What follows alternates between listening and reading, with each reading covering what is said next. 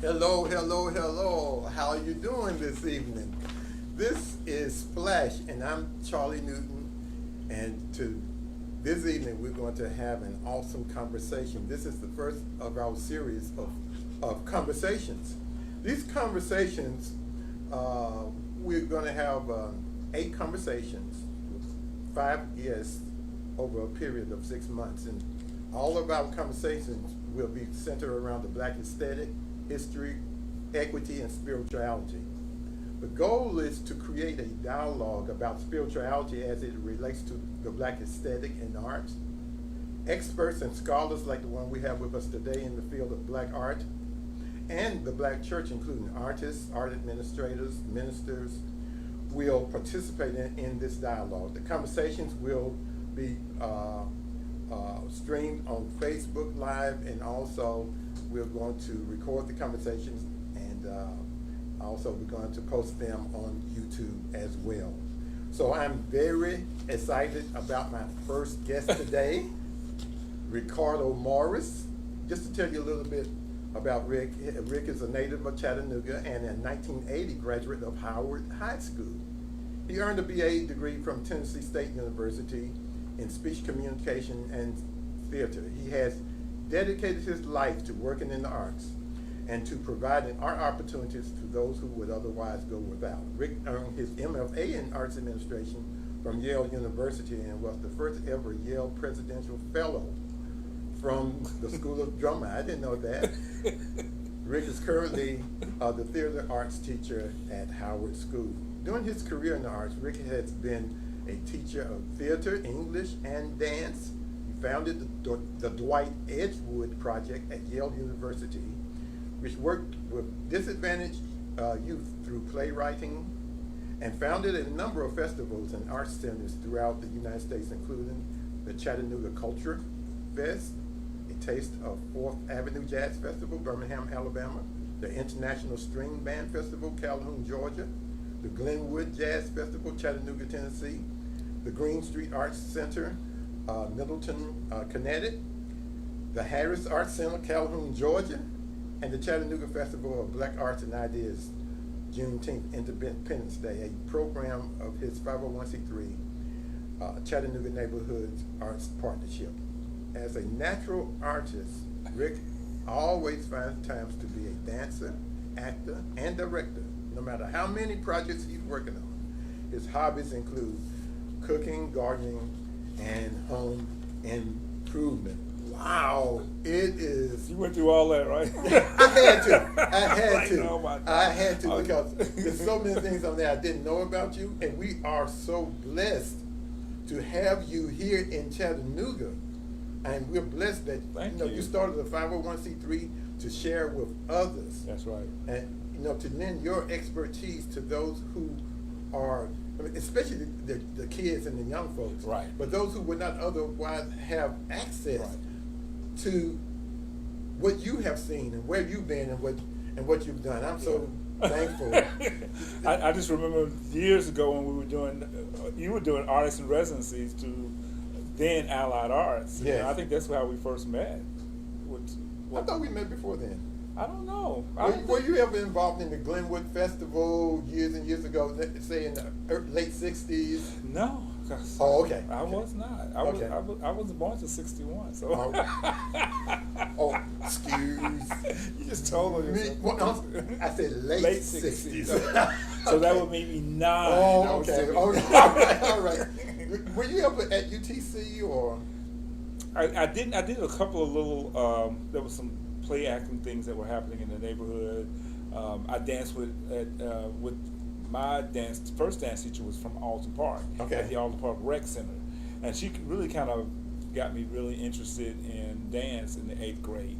And so from that point forward, I danced with them all over the place, and with Howard. And then when I got to TSU, also danced at the university as well. Oh, okay. And just came back and started doing plays at the theater center, and one thing led up to another. Right. I'll never forget, was that year before last, when you did that August Wilson. Yes. And to sold out audience. Yes. Yeah. Tell us a little bit about that. Well, it's really strange because August Wilson I missed him by probably about 10 years because he would do all of his plays at the Yale Drama School, at the Yale Repertory Theater. And his last play, Radio Golf, they were trying out at the Yale Rep. And I was there because I was working at the Green Street Arts Center in Middletown, Connecticut.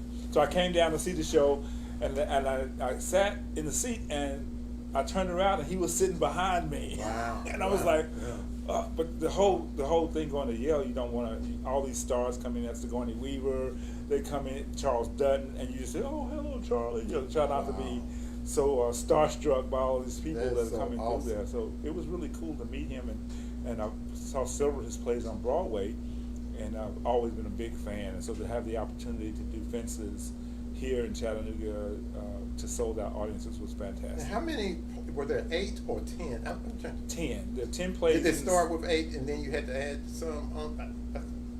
Was it always 10 from the beginning? From the beginning, he always Okay. had the 10 Okay. the American Cycle series that he puts on, Okay. that he wrote. Okay. It's obviously he's passed away at this Okay. point, but there are 10 in that series. Okay. And they start in different places throughout time, from the 1900s and runs through to 2000. But different times of the century, his plays are placed in that area. But what strikes me most about August Wilson is just his honesty, and the language sounds like your uncle, you know, sitting next to you, or sounds like what you hear every day around the dinner table in our community, in our home. Yes, yes. It sounds so I've seen real. it. I have experienced it. Yeah, as and, well. and people love that. Yes, They yes. feel like they're at home and they relax, and which is what the arts do. And I think he's really has a great talent for doing that, making people comfortable and feeling like they're at home. Now, you went to Howard High. I did. Yes, and I went to Howard in the 7th and 8th grade. Okay. And then we went over to Riverside. Yeah. Yeah. Oh well. Right. What? Yeah. Everybody can't be perfect. It doesn't count unless you But graduate. one thing I remember, that Howard and Riverside, they had a powerful theater, a powerful company. You know, Mhm. I mean, I loved the place that was at Howard during those years, and when we went over to Riverside. So you reviving that theater. I'm trying. I mean, it's a task at this point. And what makes it so difficult, by the way? It's been reduced to really just a shell. I mean, there's no lighting system, there's no sound system. You know, when they built Howard, they built it to house every black student in Chattanooga, right? So it went K through 12. Right. Right. I remember. And my mother graduated in 1956 from Howard. My uncle, her brother, there. So I got another generation coming in, hopefully next year. So we'll be 4th generation Howard graduates. But it's a challenge because you know, I think a lot of the arts kind of left public schools, and when you have more challenges in certain schools like we've had at Howard, even less of the arts is there. And so I'm there. This is my first complete full year, but I started half year just before the pandemic hit. It's so important. I believe the arts in general, they are so important. And, you know, Splash, you know, being here in James Henry School building, you know, I'm going to plug Splash. And what I mentioned to you, I'm wanting to turn this into a black art school where we can offer all of the arts with people like yourself, masters like yourself, you know, and who we have here in Chattanooga can bring the art. How important is black art? I'm going to say black art. I'm not going to say you know, some of the other connotations, because you taught me to say the word black. Say the word black. And ever since we was in a meeting together at River City, and I heard you know, use that word, I saw the importance of saying black, because we do have a black aesthetic. That's right. And black art is important. Matter of fact, the only truly American art is black. It is. And people, they don't want to admit that, or they don't know that, or they don't realize that. When you think about, you know, jazz, and you think about a lot of the, you know, even if we're talking today with hip hop and rap, Yes. those are all, coming out of the black Truly community. American Truly art American form. right. That's the only one. Not transported from Europe Yes. like we do with the Yes. classical West music of that nature. Right. And even when we're talking about country music, and the string band festival Mhm. that I started in Calhoun, if you Mhm. can imagine that, Right. it was about mountain music, string music, band, Yes. country sounding music, Right. bluegrass. Yes. And that the main instrument of that Banjo. genre is the banjo. Banjo, which is an African, It's an African instrument. Yes. Exactly. And there is a strong connection between the Irish Yes. and the American. I guess we could say country music Mhm. or southern music, bluegrass, what have you. Bluegrass, There's a mountain connection. music, particularly around Yes, this region. there's a connection. Its origins Yes, is in Africa. absolutely, So absolutely. I don't know why. I mean, when you think about the art forms all over the world today in contemporary art, everything except the visual arts, Right. but all of the performing arts all originated from black people. Well, and I always like, if we know that, Africa is the seat of mankind, that everything stems from that point. When you think of music, dance, any of that with the rhythmic beats, no matter who's doing it, it's there, and that's coming directly from African drums. Right? So why is it important that you promote arts in urban communities or in black communities?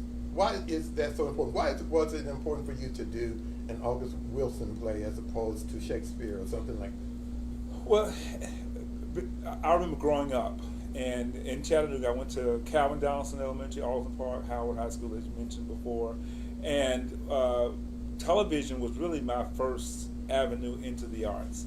I distinctly remember sitting on a Saturday night with my grandmother as she's picking green beans, watching the Lawrence Welk show. You didn't help her pick?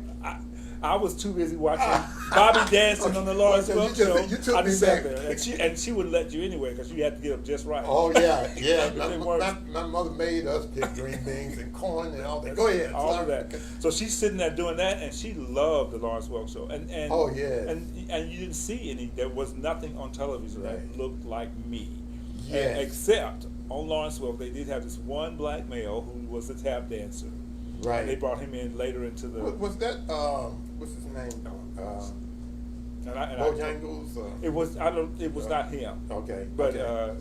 and I can't remember Yeah. his name, but he was the only black face on that show. Mhm. And every time he came, and that may be the whole spur for me in terms of dance itself, was to be able to see that. Right. But anything I was watching, anything on television, because we weren't going to the Tivoli, we weren't coming downtown. We might come down to the Rogers Theater. Yes. You remember that? Yes. To see a movie, but for the most part, anything that had to do with the arts, there were no black faces. And so I remember Brenda Hickman Jones, who was the dance teacher I had at Alton Park Rec Center.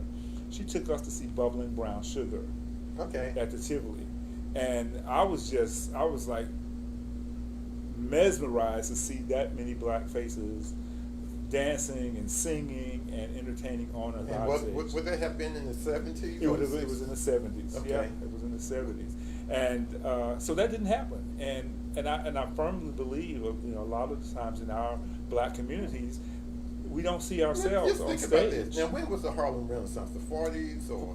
Yes, around the Now, 40s. but it wasn't until the 70s in Chattanooga. Well, we had this whole black arts movement in the 70s too, where we kind of realized who we were and started to create our own kind of aesthetic when it came to theater and dance in particular.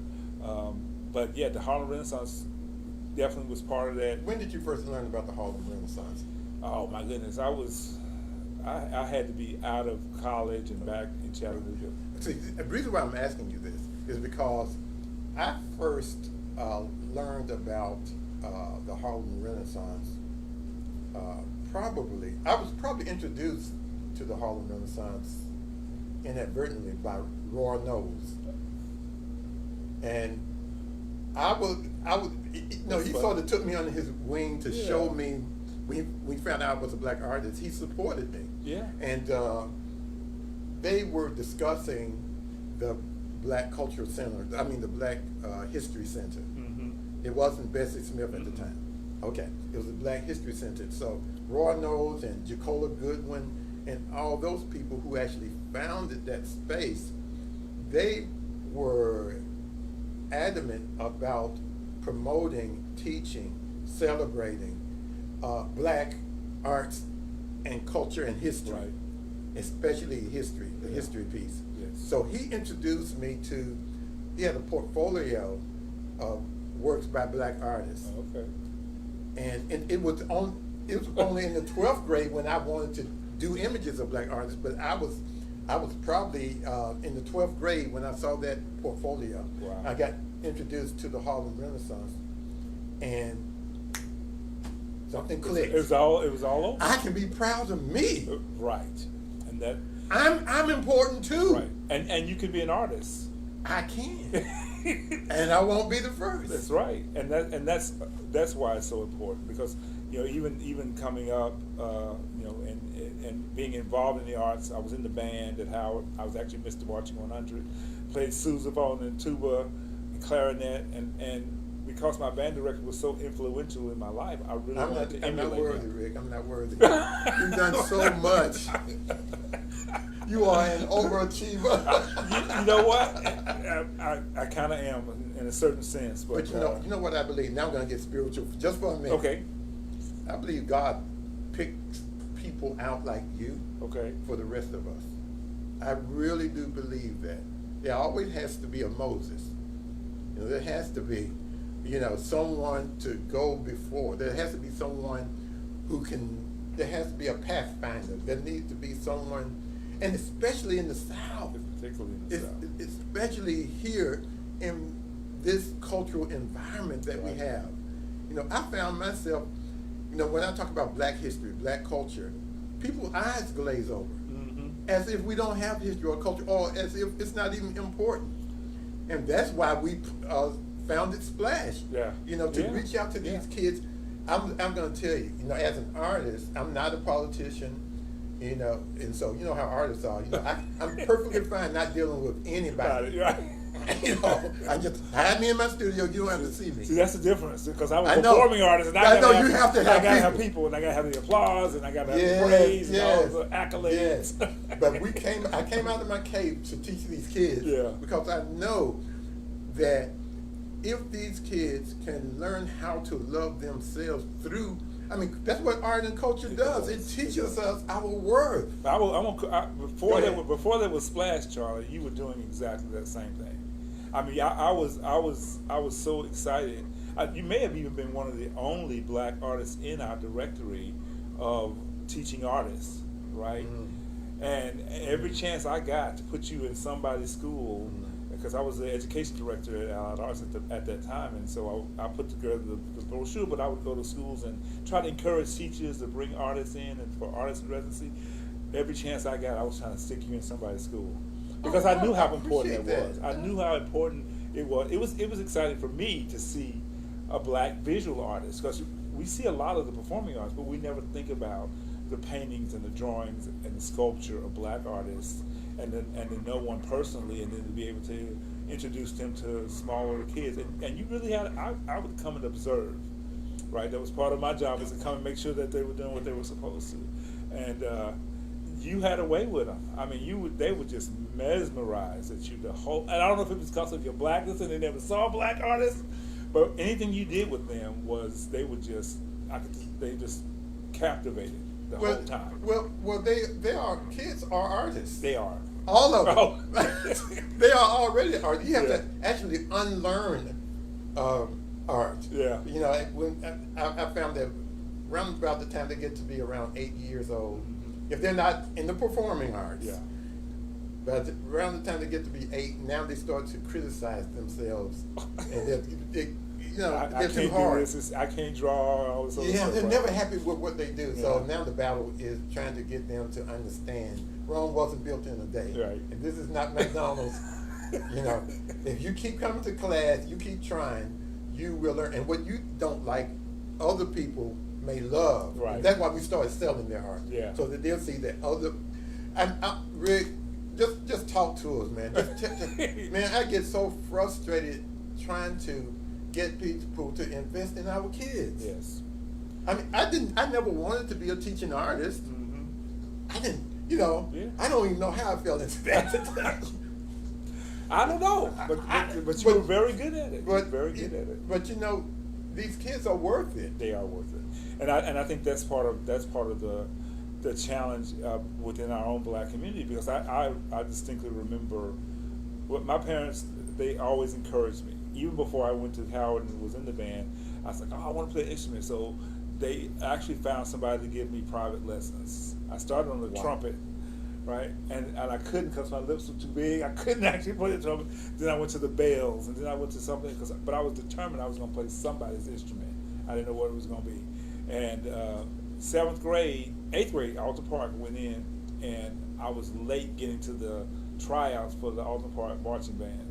And Mr. Lott at Alton Park, he goes, well, we don't have nothing else but that tuba over there. I said, I'll take it, because I was just excited that was the last instrument he had in the cabinet, was that tuba, and I've been playing the tuba ever since. Wow.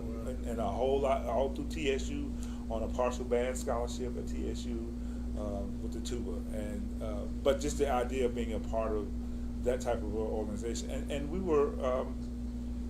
The band directors, the art teacher, Mr. Gamble at Alton Park, was an extraordinary artist.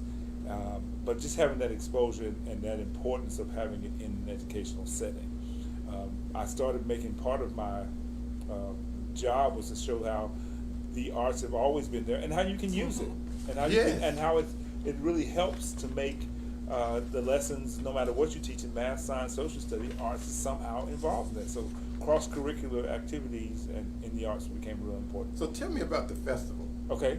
Go ahead. I want to make sure that we don't miss that. Yeah. Because what I want to know is, of course, we want to know when it is, what it is.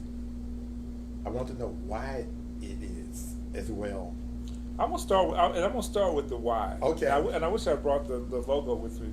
Well, the why was, because I have been working in the arts so long, and particularly here in Chattanooga, one artist after the other, we'd go to meetings, or we'd have this event, or we'd be talking, and I had one artist tell me that he had approached the gallery about hanging his work, and they told him it was too ethnic to hang in one of our Chattanooga downtown galleries. I was like, what does that mean? It's too ethnic.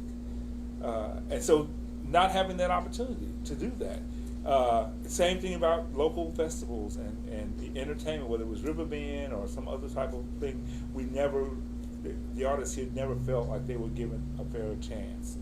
Commissions on different things, murals, what have you, again, just not feeling like the black artist in Chattanooga was giving a fair shake or had the opportunity or the platform to present their art.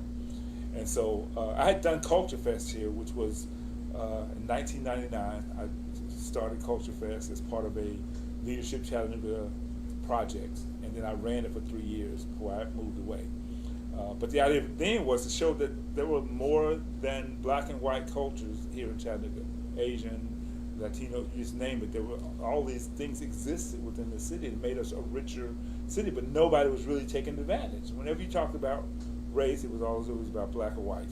But anyway, so I wanted to give artists a platform. I wanted to make it distinct that it was black artists of African descent, and to show the full range. Because usually when you say black artists, they're going to say hip hop now, or they're going to say jazz or blues, or they're going to say rap, and that's not true. I mean, we've got classical musicians, we have classical composers, we have ballerinas, we have African dancers, which nobody pays attention to when it comes to the actual rhythmic music and dance and art of Africa. We have any and every genre in the art, black people are involved and mastering those particular types of art. And the Black Arts Festival's one of the main objectives is, one, to give artists platforms, but also to show the public, to show the world that the depth of our abilities in the arts is endless, and there's nothing that we don't touch and do and participate in, performing and visual arts. So that was kind of the main idea behind it. But I put the ideas part on it because I also wanted for us to have these conversations like we're having now about it, so that if there's an art exhibit, we're talking about it, we're talking with the artist. If there's music, and how does that impact the community? socioeconomically. Millions and millions of dollars are coming into our communities, and black artists are responsible for that. But we're getting no credit for that. And we're not seeing the residual effects of that in terms of housing and other opportunities that are not for us. The city's benefiting. If you look at any chamber advertisement, they're going to be talking about all the arts and the theater, things of that nature. But we're not seeing that in dollars and cents when it comes to our neighborhoods and our communities. That's true.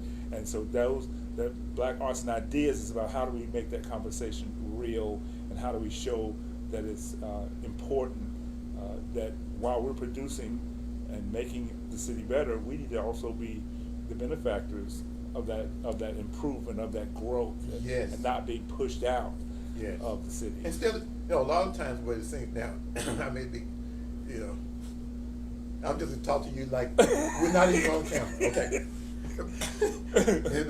People know me for being, I'm pretty honest about how I feel Absolutely. about things, we have been kept out intentionally until the city or the powers that be or the different foundations or corporations need to parade somebody up front for a photo shoot. Yeah.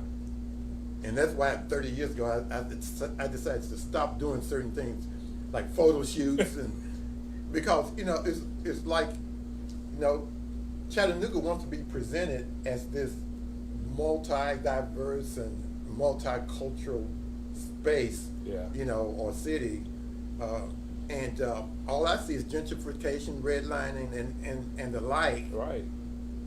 And I know for me personally, wherever I travel, I seek out the arts. Yeah. Absolutely. The restaurants and the arts. Yeah, that's it. That's it. But you're absolutely right, and I probably have seen the most I've ever seen over the last couple of years, particularly given last summer's activities with the protests and Black Lives Matter and all of the interests surrounding that, and I don't think Chattanooga learned anything from that because when dealing with how people are being moved around in our city, yeah, and how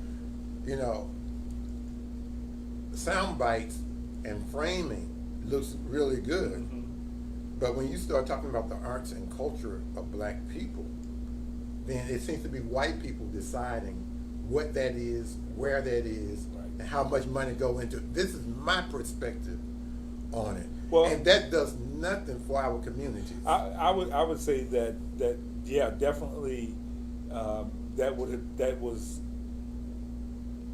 was what was happening prior to the pandemic, right? And I feel like because of the pandemic, and I know it sounds so weird because so many people are blaming stuff on the pandemic, but I including my wife. But I think part of what happened was that people were at home. They were seeing George Floyd being murdered. They were seeing and hearing stuff that they would otherwise be too busy.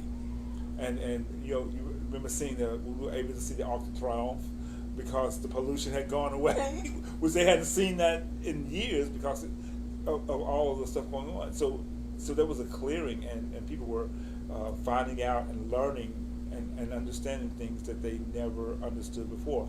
Toward the end of all the protests, I was struggling to find black people in a Black Lives Matters march.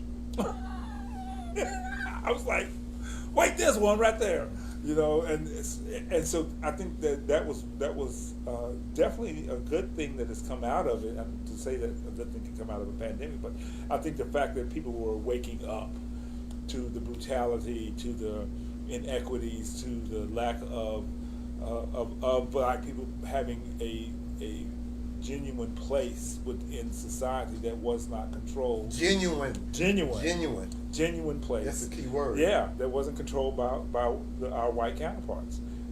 Making those decisions, about what was good, what's not good, and you can do this, you can't do that. So a lot of people were awakened to that. Well, and I really am looking forward to even more residuals as a part Well, of let's that. see how that pans out. That's what I'm waiting for. That's Because what I wanna see. when I think about it, it's been 500 years. Number one, it has been. It has. And what I'm seeing as far as the visual arts is people making decisions about an art form that they know nothing about. Mm-hmm. Now that's problematic. Yeah.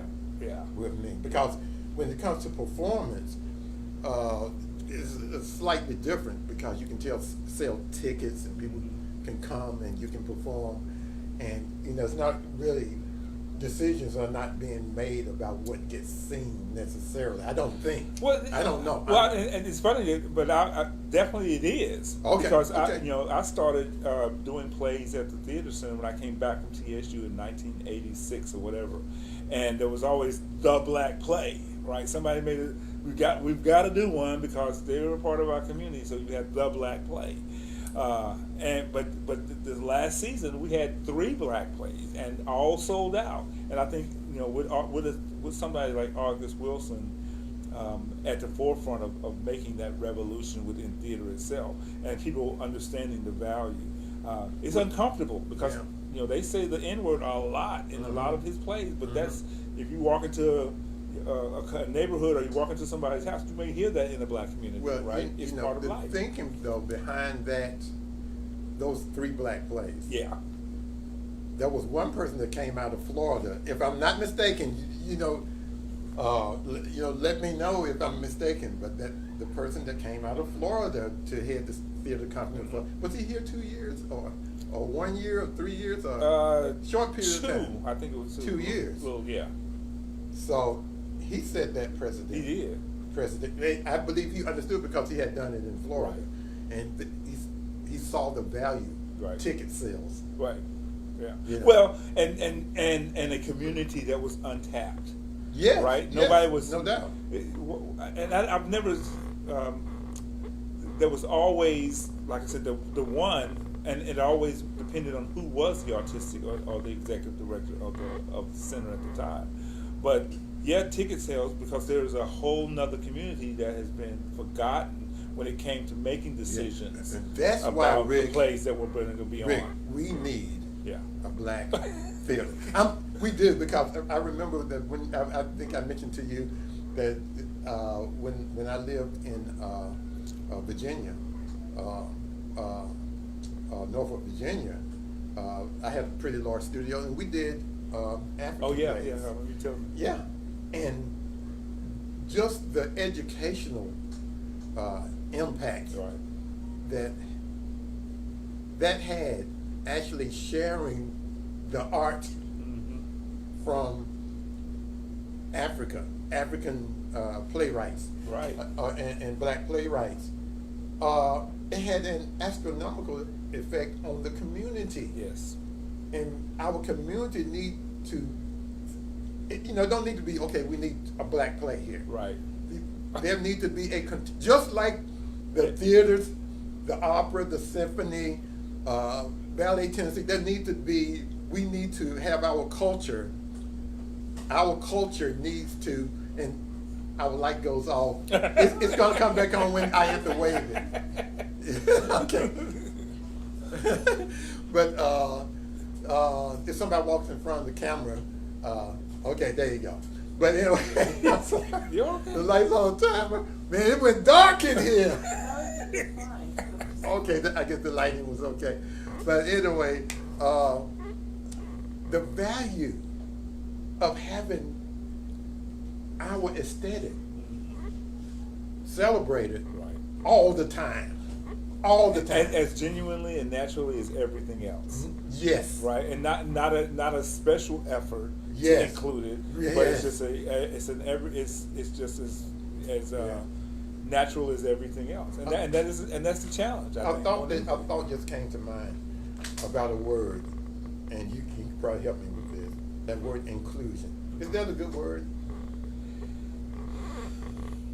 I think we're working.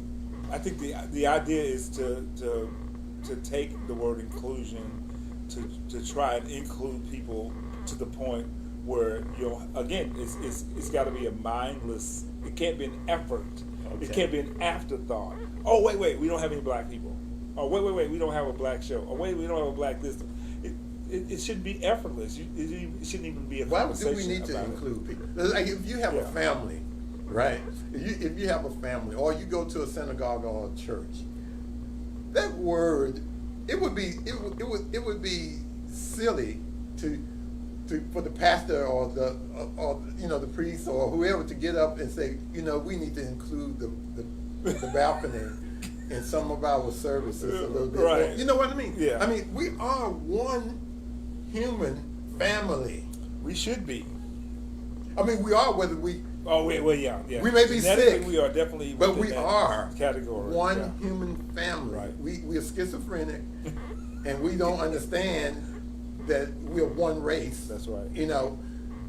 So when you were speaking, when you use that word inclusion, there's something because I've been hearing these terminologies over Right. the years, but I don't see much change. Yeah. So maybe I don't know if that word is what we need.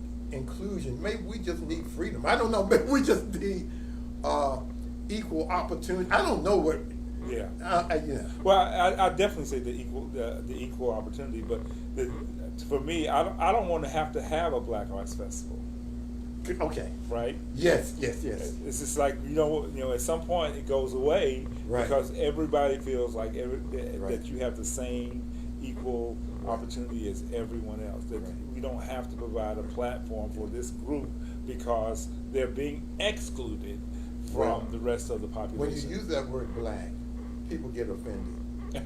Why do you think that is? Like, people think that when we say black art or black theater or black art school, we are excluding people. Yeah. And maybe it's human nature to think people are going to treat you the way you treated them. Mm-hmm. But we did not discriminate against people. We don't. We never had slaves. Much more welcoming. So, That's for right, sure. and forgiving. And very forgiving. Very forgiving. Just because we are going to celebrate our aesthetic, just like you celebrate the Irish. I mean, we help everybody celebrate their culture. We do. We celebrate Santa Claus, Easter. That didn't come out of Africa. We celebrate, St. Patrick's Day. We celebrate everything. We do. But once we say we want to celebrate us, and as I've gotten older and over the, I'm looking at things. I'm thinking, how other cultures have infiltrated American culture more than African culture, and I just have to think back of why is that the case, and it really just does come back to the humanity, that we had no humanity, and therefore our culture was stripped from us. Everyone else comes in as immigrants. Well, we came in as slaves, and that meant the culture was ripped from us. So if someone comes up from South America, they're bringing their culture, their aesthetic with them, and nobody's trying to take it from them. I mean, some people are trying to take it from them, but for the most part, they can point back and say, "Hey, I'm from Guatemala. I'm from El Salvador, and this is what we do in my village." I can't do that because all of that was stripped from us. We're doing DNA and some other things, but for the most part, we don't know. We have no idea, and whether they're coming from Ireland or coming from some other country in the world, they're bringing their aesthetics with them. We've always struggled to figure out how we're connected to Africa other than the color of our skin, and because we've been, there's 60 plus countries on the continent of Africa, but everybody just says Africa. Right. Well, Right. guess what? This country's different from this one, Yes. and they have a different art and aesthetics and music and dance and everything else. But we always just say Africa. Right. But but we'll say Guatemala and Mexico, or we'll say Ireland and England, or we'll say France and England. Yes. But we don't do that for Yeah, Africa. they had to strip us of our culture. To strip us of our humanity. Yes, yes. But that's a great point that you made, Yeah. because I understand that once a people reaches its heights as far as civilization, Mhm. it turns to the arts. Yes. And so to deny of that is to deny our humanity. That is absolutely right. It's to, you know, sometimes, for instance, for example,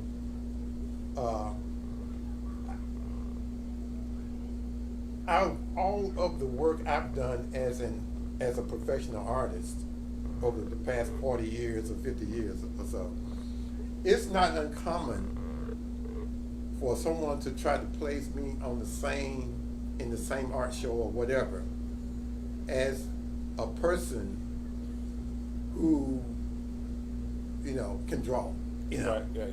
but never made any kind of real effort Yeah.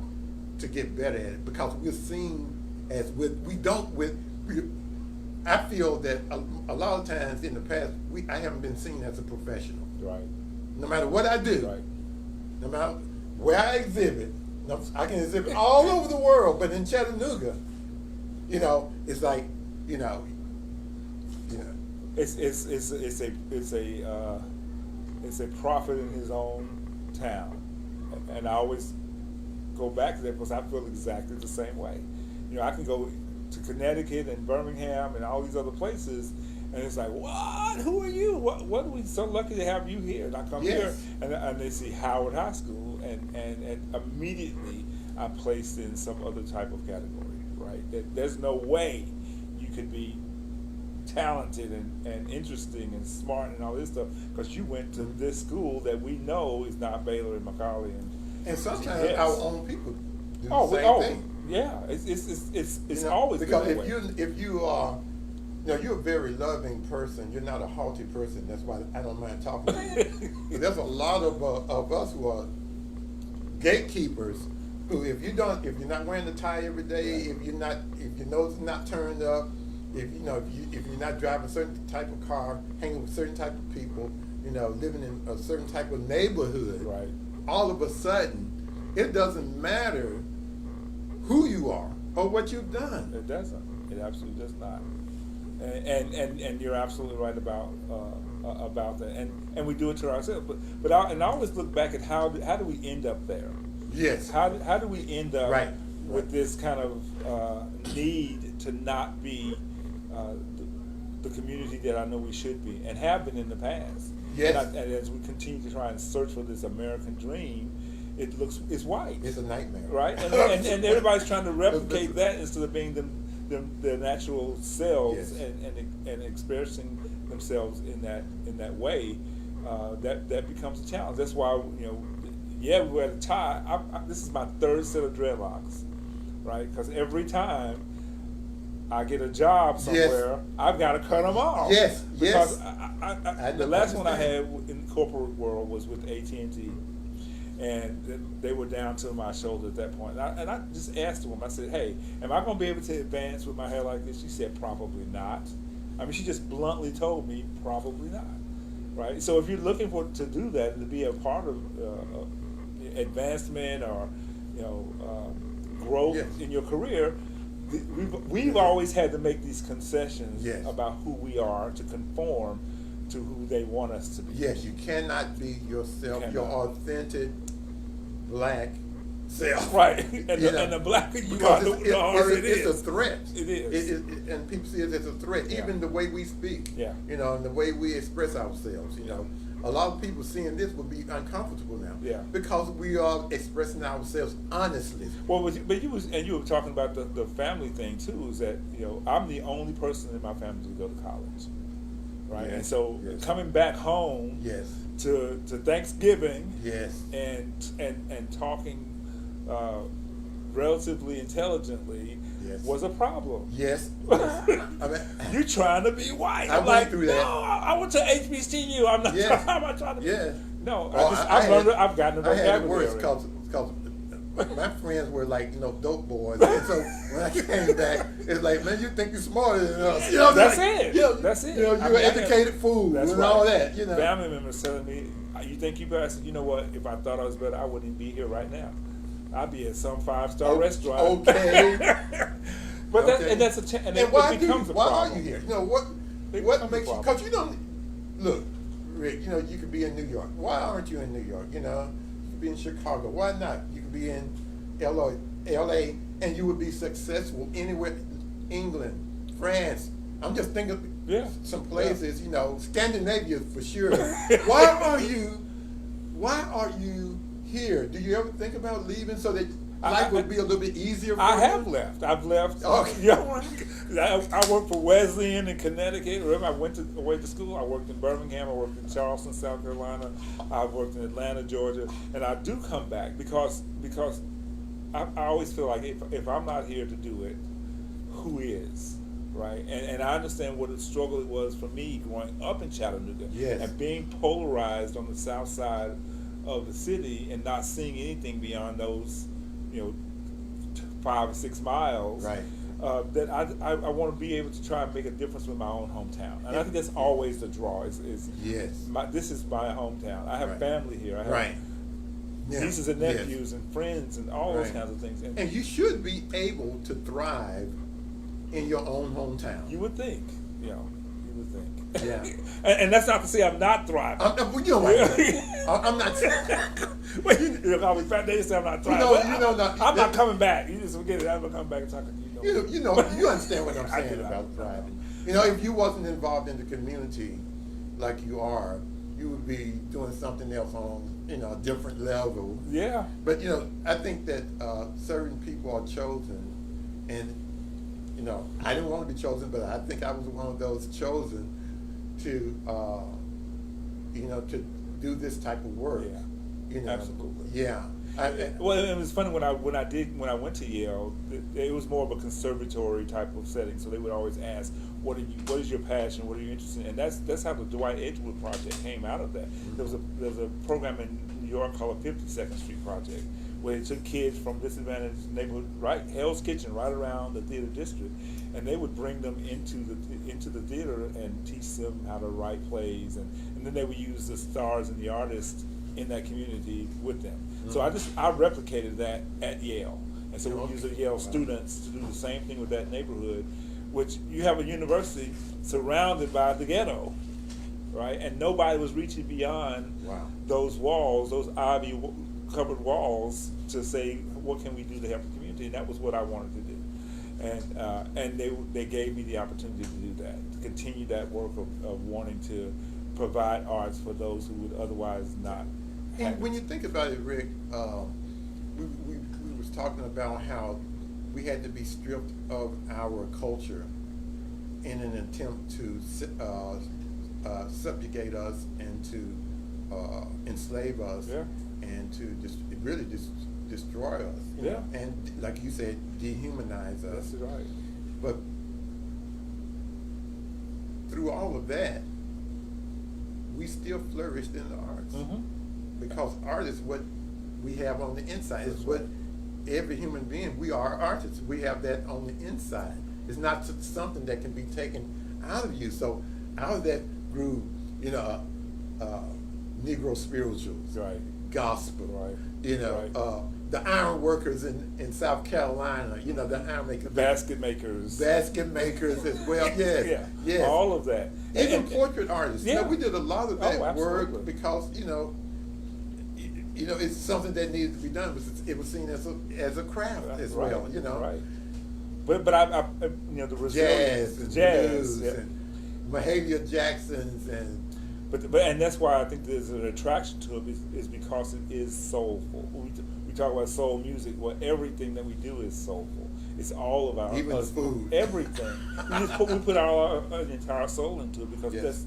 that's where we have to put it, right? It's who we are as a culture, as a people. Is that energy, that passion comes out in sculpture and paintings and food and dance, everything, clothing and just who we are. And it's difficult for me, and I'm not saying that all artists should be like me. My wife, she doesn't deal with the politics. I'm not a political artist, but I think because of growing up in this environment, the weight of all this stuff is somehow is going to be expressed in my work somehow. Mm-hmm. That's why I try to make heroic images of us. And I think it's okay for artists to do stuff that's not about anything. Sure. But it's very difficult for me to make paintings about nothing. When, I've dealt with being discriminated against. Sure. I've dealt with been trying to get, they tried to kick me out of college, and stuff like that. Yeah. Giving the wrong grades and all that. When you've been through all this stuff, denial after denial and after denial, it really has made me stronger. Yeah. Actually, it's made me a lot stronger. Well, and I think as a black people, we're stronger because of the adversity. But I don't want to say it's justified that it happened. But, right. No, but we've used it and made what America is. I mean, when you think, like you said, whatever the original art forms are here, it's come from us. And so that's the resilience of the black community in Chattanooga, but in America, is just phenomenal. What would you like for people to get from your festival? I kind of like what I started with, the idea that we're not limited, that our talents and strengths are unlimited, and what we need is to be set free, and not feel like we're having to assimilate or conform to something that is not genuinely and naturally who we are. And I think if we put it on display, people will get a better sense and a better idea of what that looks like. It's almost like if you see it enough, it becomes natural and part of who you are and what you do on a daily basis. Now, once people who are not, maybe they're not familiar with black or African culture, but they come to your festival and they see all of this art on display and they listen to the discussions, what do you want that, how do you want that to affect them personally as a human being? Do you want them to come away saying, well, that was great, I had a good time, I'm coming back next year? Or what, how would you, Well, I definitely want that. Of course. But I want people to not, and this sounds weird to say, but to not think of it as black art, right? It is definitely art, and it was created by black people, and it's going to have some of the energies and aesthetics of where they're coming from, but also to understand the universality of it is that it's still talking about the human condition, not just the black condition. Yes, right? yes. And so come away knowing that this blues song or this jazz music or this painting or sculpture is an expression of our humanity. Yes. And it's a universal humanity that exists. And everybody has ups and downs and trials and tribulations. Right. And because you're black or white or Latino or Asian doesn't make it any less important. No one have to be threatened by the word black. Right. That's at all. Or the big black man is saying it. What is that about? I'm still at a loss. What that's. Man, that's some psychosis. It's a whole lot of that. It's a whole lot of that. Yes. Man, it's just so deep, and it goes so deep. I have my theory that slavery was very traumatic. You had the abuser and the abused. Now, I'm just looking at it from my point of view, an artist, I'm not a scholar on any of this, but there was never any closure. Yeah. And so the abused, had no closure, but the abuser need closure too. The abuser, who's the sickest person? Right. The one who abuses. But there was never real closure to this day in our nation. And so you have that same psychosis, that same thing running through generations. That's right. And sometimes people don't know why they fear you or hate you or are offended by you. Sometimes they don't even know why. But that's a reality. It's reality. and George Floyds and the, you know, Briannas and the, Yeah. you know, it's living proof of that, Right. you know. And the trauma, and I was explaining to somebody else that no matter how many degrees or how much money or Yes. you know, LeBron James was millions and millions of dollars. Yes. You're still reduced to Yes, that's what I was saying. That happens To in that. Chattanooga to me all the time, All the right? time. You're still reduced to like you've never done anything. Exactly. You have no scholarship, you know.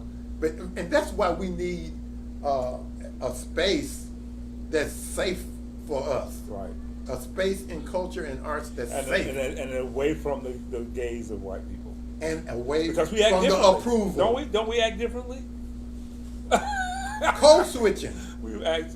It's unbelievable. Code switching. I had a conversation today with somebody, and they were saying, instead of saying white or black, they were going. I was like, you can say it. You don't have to. do We this." all know. You know how? Yeah, I'm like, we all know. We all know.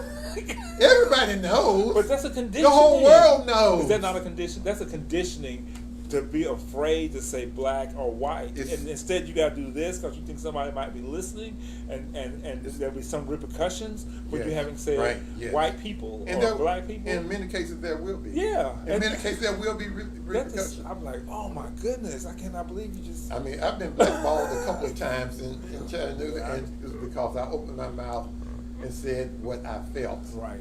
You know, not out of anger, but out of passion, because I love everybody. But everybody else can express what they feel all the time, and then they're going to tell you what you feel, or how you shouldn't feel. I'm like, you can't. How you going to tell me I shouldn't feel like that? It's how I feel, and this is what I'm telling you. Is this is how? And what you should be trying to figure out is why? What have you done to make me feel that way? Right. Not question that I shouldn't be feeling that way, but why am I feeling that way? You know, take the time to learn and figure out who I am at this point. You know what and you know, I know it's about time for us to go. Yeah, and you know what, Rick? So you make me. I'll make you get in trouble. You send me that. Yeah, you make me do. get in trouble. I was thinking about a time when I was being honest with a person. I'm a passionate type of person. I'm a preacher. And so we express ourselves honestly and with emotion, Yeah. sometimes and passion. But I love people, and that's why I do what I do, is all out of love. But just express myself as a black man, the way we express ourselves Right. to each other. And that's one of the reasons for these conversations. Yeah. I just want to have some real talk with somebody. Yeah. Because it's not really accepted in Chattanooga yet. Just having real, can I just be me in this? You know, and it's hard to have real conversations that's going to get at the root. Yeah. That can do the work that you and I are doing in the community. Right. You know, people say they want to do work in the community, but they don't want to talk to me. You know, but we can't express ourselves. But just hearing you say that, I mean, I've been, people have been threatened just by me talking like a black man. Yeah. And people are threatened because you look like a black man, Right. Or a big black man, as you put it, But Well, and it's an angry one. they at don't that. know you. But the other part of it, because I'm looking at it every day, I can see somebody exactly the same size and blah blah blah blah, and using the same assertiveness and confidence that I might use because and I'm angry and I'm being overbearing and injustice. afraid. You're angry and I'm at thinking, injustice. But he, on the other hand, is a good manager, or he's Oh, a yes. good director, Wow, yeah. or he has great business sense. Wow. And they've said nothing any different than I've said, or even any differently than I've said. Right. But because it's coming out of a black face, Yes. it's threatening and offensive and Yes. blah blah blah. And I'm sorry about your white fragility, but I just can't. Right. That's Right. how it is. But even using some of the connotations that we use in speaking is Yeah. offensive to people. Oh. They don't want to know the truth. Right. This is how we see. You can disagree. I mean, you don't have to see all things day the way long.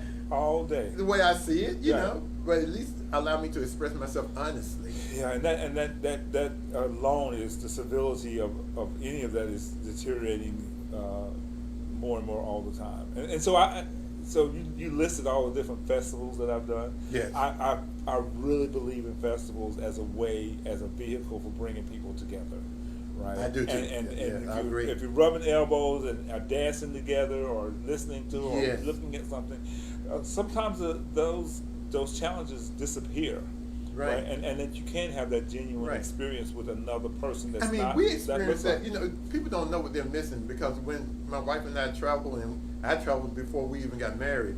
You know, I'm in Italy, the only black person in Cortona. You know, whatever Italy. You know, on a hilltop. But I'm learning their culture Absolutely. and enjoying it. Absolutely. You know, in France, I don't speak French, but enjoying the culture. You know, you're missing out on so much That's by right. suppressing another people's history Yeah. and culture. I want to say it's time for us to go, Rick, but you know I've enjoyed you so much. You have to come back.